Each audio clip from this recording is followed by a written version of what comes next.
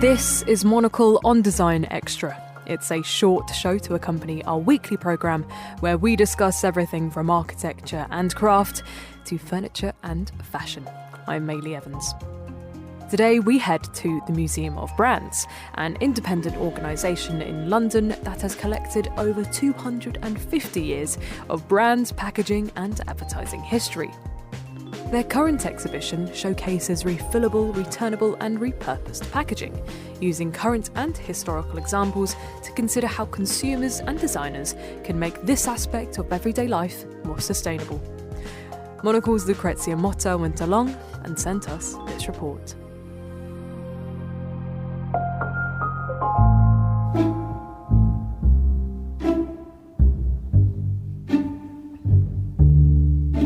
The Museum of Brands turned to its archives to understand what makes good reusable packaging.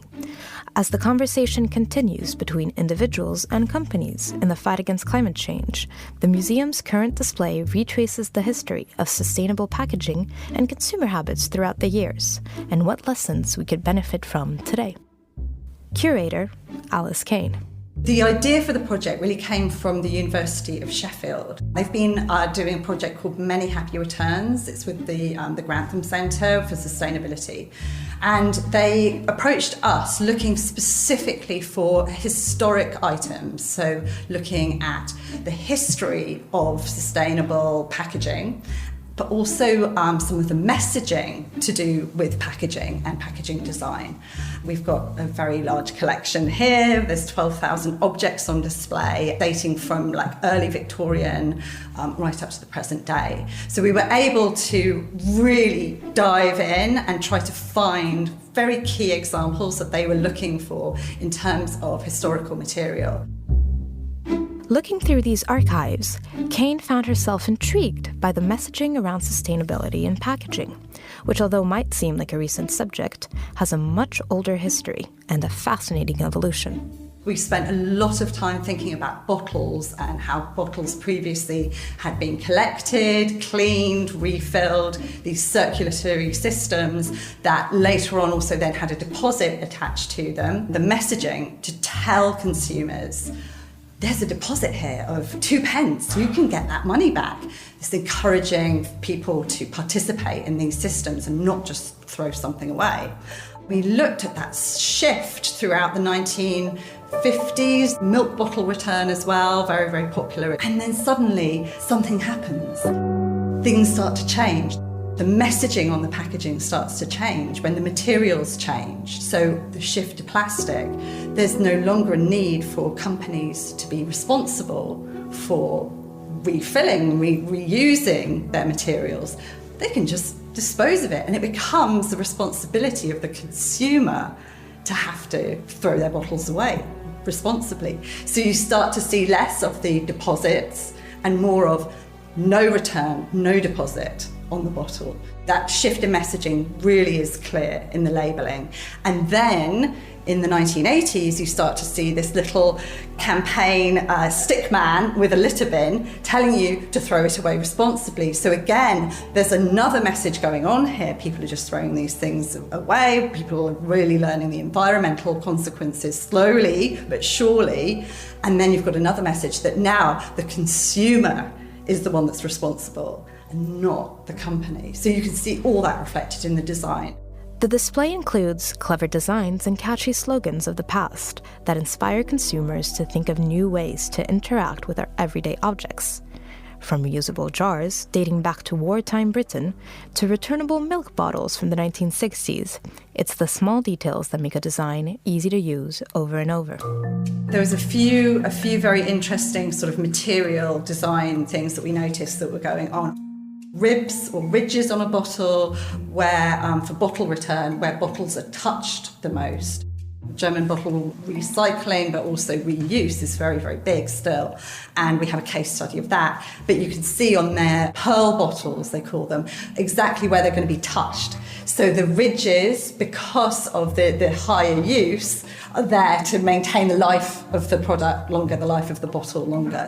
In some of the Victorian designs, using sort of earthenware jugs, again, the ridges, but also areas that were lifted or different patterned areas. This was actually to tell people that there might be a corrosive substance in them. We've got a bottle that would have been refilled for Domestos, big like earthenware jug, and that has raised areas on it to tell anyone that was possibly, hard of seeing that actually this was a dangerous chemical.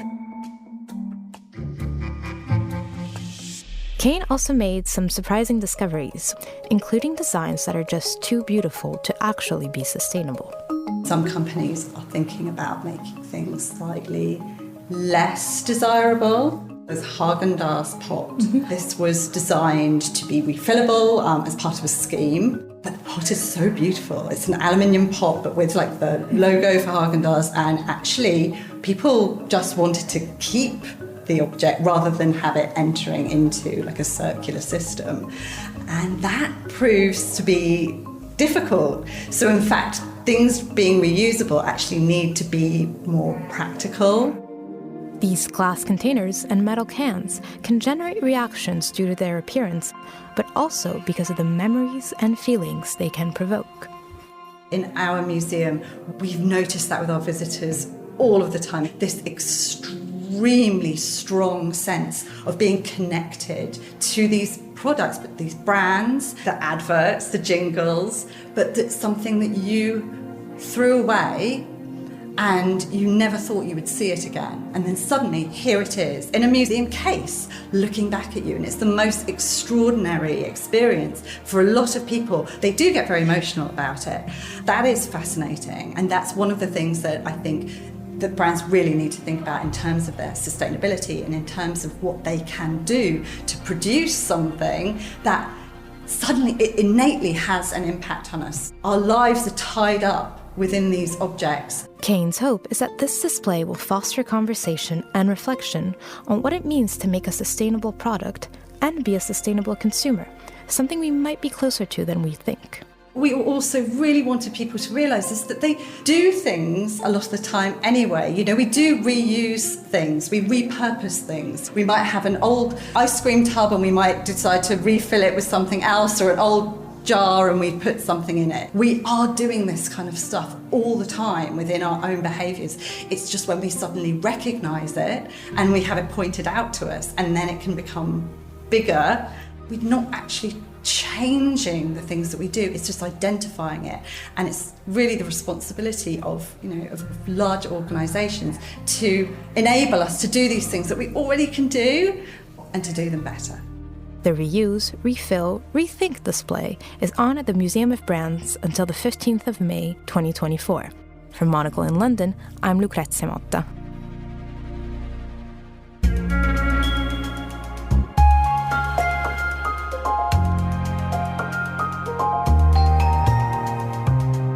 Thanks, Lucrezia. That's all for this week, but if you're eager for more design stories, then listen to our main programme, Monocle on Design, airing on Tuesdays at 8 p.m. London time. Or if you prefer print, then you can pick up a copy of Monocle magazine. It's available on all good newsstands now.